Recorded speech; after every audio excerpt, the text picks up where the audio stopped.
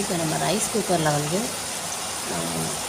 Oil first வச்சு அதில் வெங்காயம், அதுக்கடுத்து கடுகு, கொத்தமல்லி, கருவேப்பிலை, தக்காளி எல்லாம் போட்டு கொஞ்சம் வதங்கிட்டு அதுக்கடுத்து சொரக்காய் இருக்குது. சொரக்காவை நம்ம அதுக்கு போட்டு வேக விடுறோம். இதெல்லாம் கொஞ்சம் பச்சை வாசம் அப்படி பண்ணிக்கிட்டு இருக்கோம். கூட நான் பச்சை மிளகாய் சேர்த்துருக்கேன்.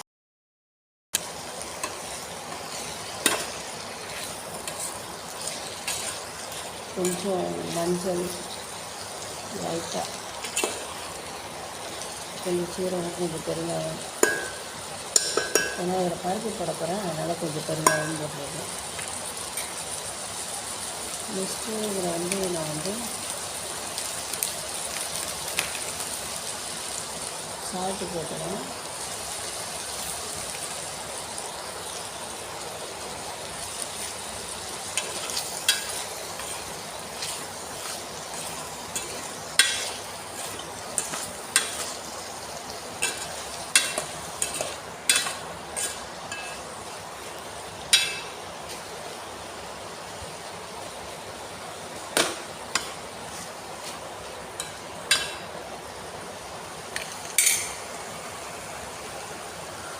ஒரு 2 மினிட்ஸ் க்ளோஸ் பண்ணி வச்சிடலாம்.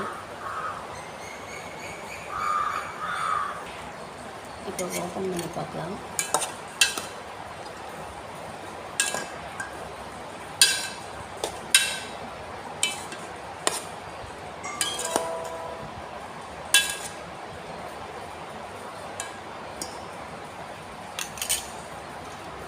இப்போ கழுவி வச்சுருக்கிற பாசி பருப்பு இது கூட ஆட் பண்ணிக்கலாம்.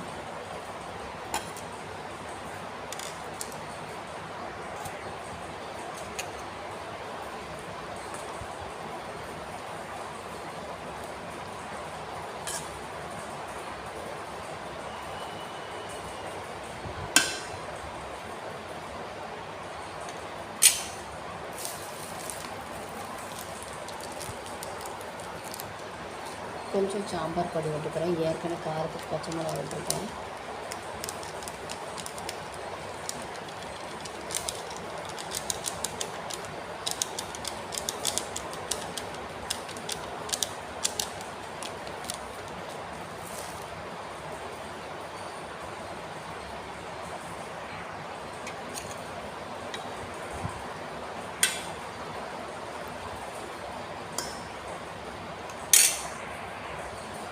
அப்புறம் தேவைக்கு தண்ணி விட்டுக்கலாம்.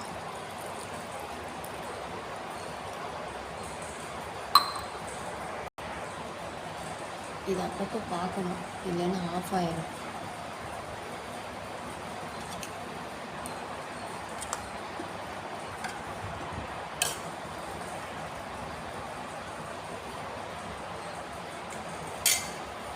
நான் கொஞ்சம் சால்ட்டு சேர்த்துக்கிறேன். ஏற்கனவே கொஞ்சம் சால்ட்டு சேர்த்துக்கிறேன். நான் கொஞ்சம் விட்டு சேர்த்துக்கிறேன்.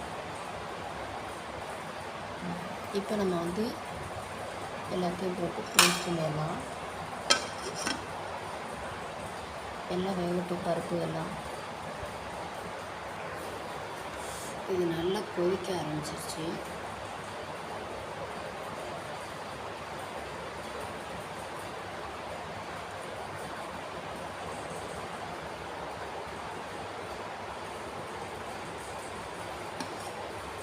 இது இப்போ எடுத்து இதில் எந்த கண்டிஷனில் இருக்குன்னு பார்த்துக்கலாம். இன்னும் கொஞ்சம் வெந்தால் நல்லாயிருக்கும்.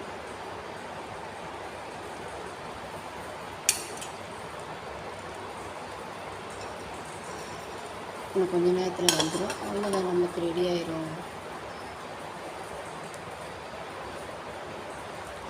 அப்புறம் எடுத்து போட்டு சாப்பிட்டுக்கணும்.